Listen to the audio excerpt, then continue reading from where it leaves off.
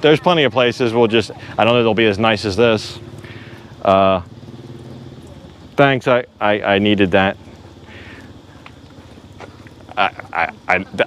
That's the cherry on top of the cupcake today.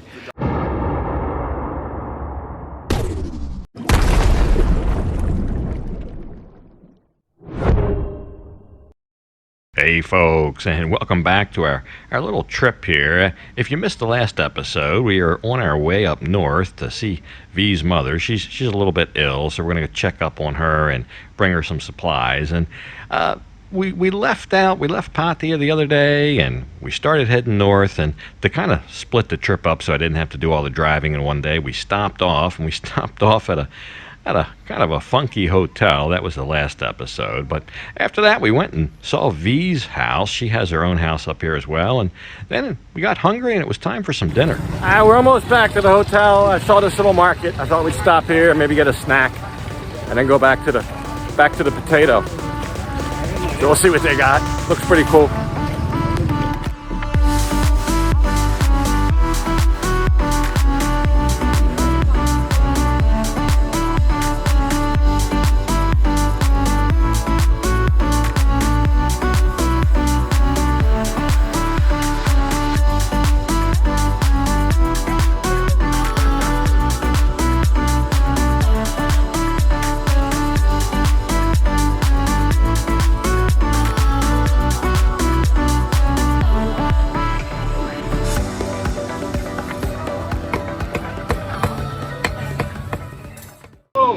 What a day. 100. What a day. 100. Oh, 100. 100. Wow. 100. Wow. 100. Oh. Look at all that she got for 100 baht.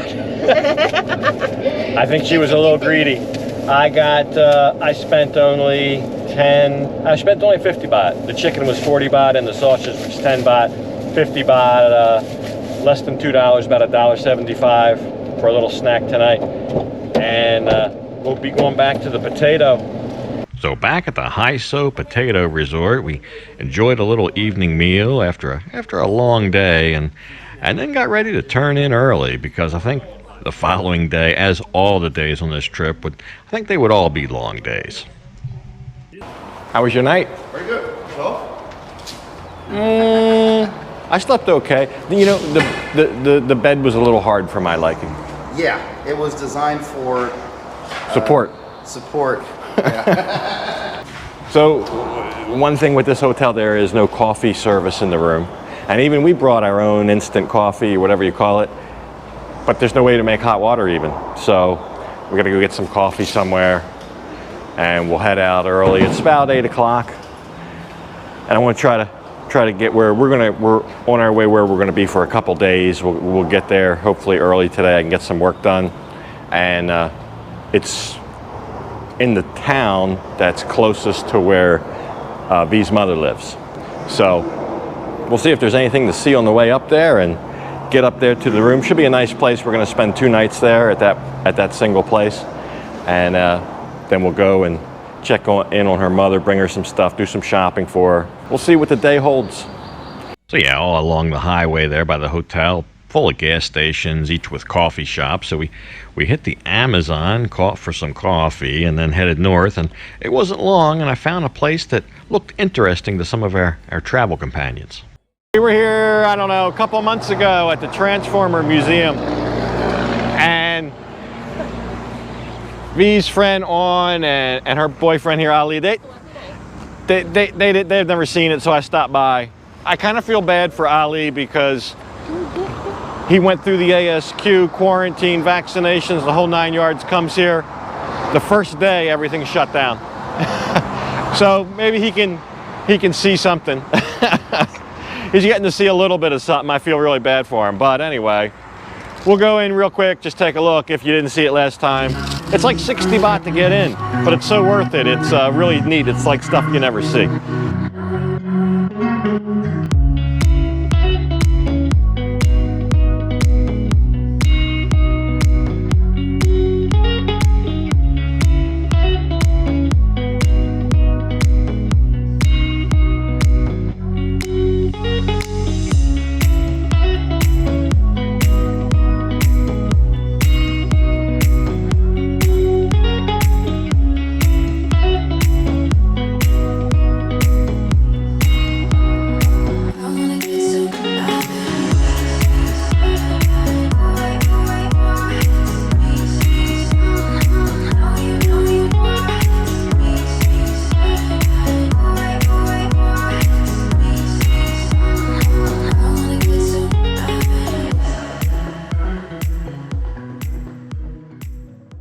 What a fun place to look around. I was just here 2-3 months ago, but still, I see a lot of stuff that's new.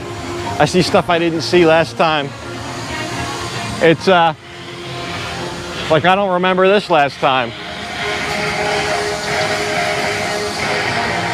The centaur, I don't remember that. But I think they have a good time looking around. Great pictures. Just works of art. I didn't see this last time. Whatever that is. Wow. I just noticed this guy's packing one heck of a shotgun on the back. Absolutely blown away. I'm gonna go up there. But anyway, lots to look at. They'll have fun. We'll just make a brief stop here, and I'll just have a seat and wait for him. So we're in Uthai Thani. I don't know. And there's a little checkpoint here, and we got our temperatures checked. And not everybody else is getting stopped, though, just us. Everybody else is whizzing right by. Well, here's a guy that got stopped. There's a guy pulling over. We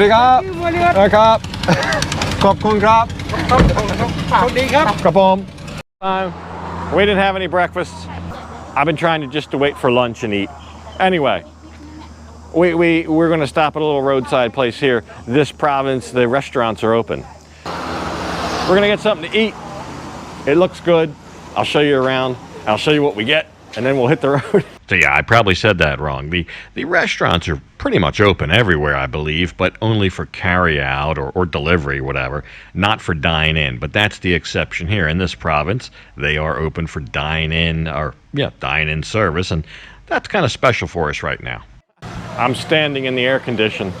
That's a little selfish, hogging the air condition all for myself, but it's hot. It is so hot today. One thing I'm going to tell you, we stopped down the road. There was just a beautiful scene. Rice field, they were plowing it with the mud tractors. One thing I've learned, it's good being in the air condition in the truck, and if it rains, we don't get wet. But it's terrible. I see something I want to stop.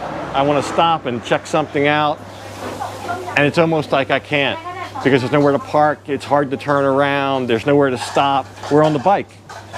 I don't even think about it. I just pull right over. There's always a foot or two somewhere I can just stop.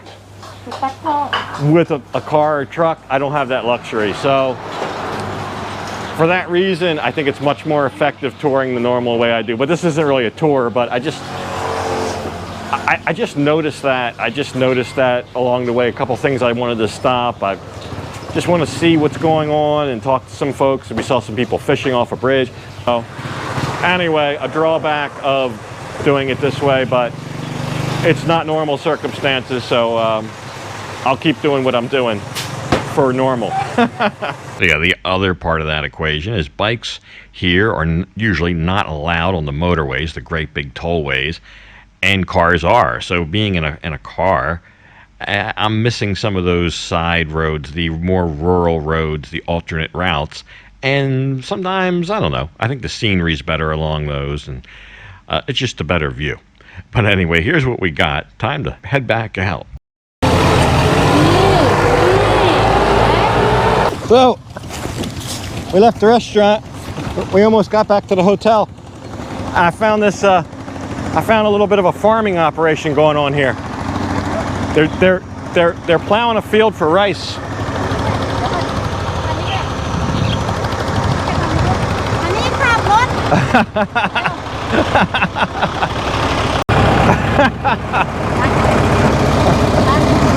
Hello. Honey clot.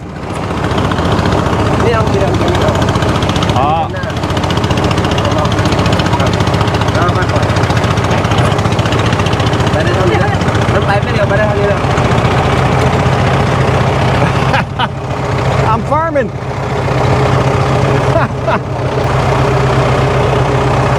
Bye này, bye đi lộ.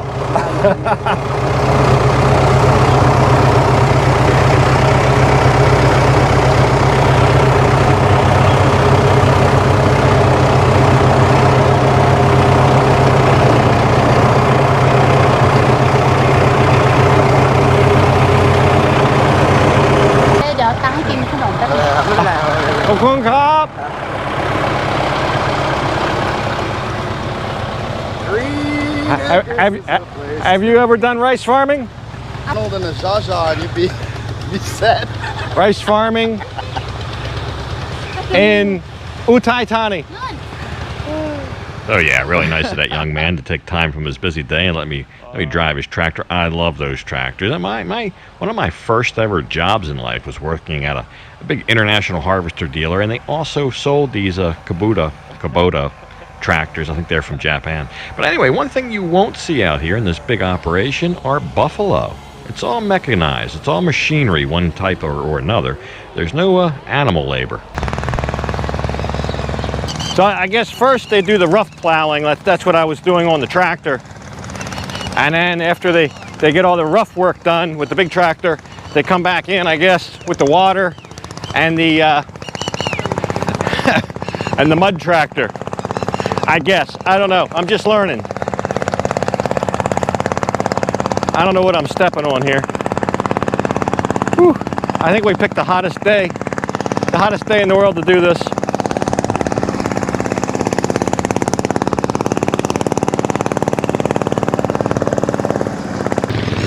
I guess after the tractor, the mud tractor has turned up all the soil and mixed it with the water, then I guess they come out by hand and start planting it. That's the hard work. That's the back-breaking work, the planting. And most of the time, the people I've seen doing it, I don't see it here today, but I've been up in Isan before where they were doing it. And a lot of times it's women. And it's older women a lot of times. It's really hard work. Hot in the middle of the afternoon in the sun. But so much effort goes into feeding us all. I think it's a pretty profound experience being out here in it and seeing it and feeling, kind of looking at their blood, sweat, and tears firsthand, seeing what all goes into it. We eat a bowl of rice and don't even think about it. I know I do. On a day's work. Whew. I wonder if the hotel has a swimming pool. So yeah, literally right around the corner from there would be the entrance to our resort. Kind of back off the road, right on a river, little bungalows and such. And we were going to be here for 2 days, so I had high hopes for this place. Put it that way. We're here. This is our home base for the next 2 days for a little operation out here to help V's mom. So let's get checked in. Uthai Thani, the city, is right across the river, but we are kind of in a rice community jungle out here. It's just an amazing place, and we're on a river. So I think it's going to be cool. So we got out of the truck and started getting our bags all ready, and I saw the innkeeper come out, and I thought that was to greet us, but unfortunately it was to deliver a bit of bad news. Well, I booked this on Agoda, paid through Agoda. They say they're closed, which wouldn't surprise me, although this zone is nowhere near as bad off as Bangkok and places like that. But the resort here says they're closed, but we've already booked and paid.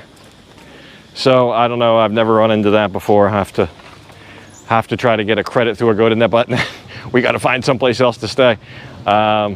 So there's plenty of places. I don't know they'll be as nice as this. Thanks. I needed that. That's the cherry on top of the cupcake today. The dog is peed.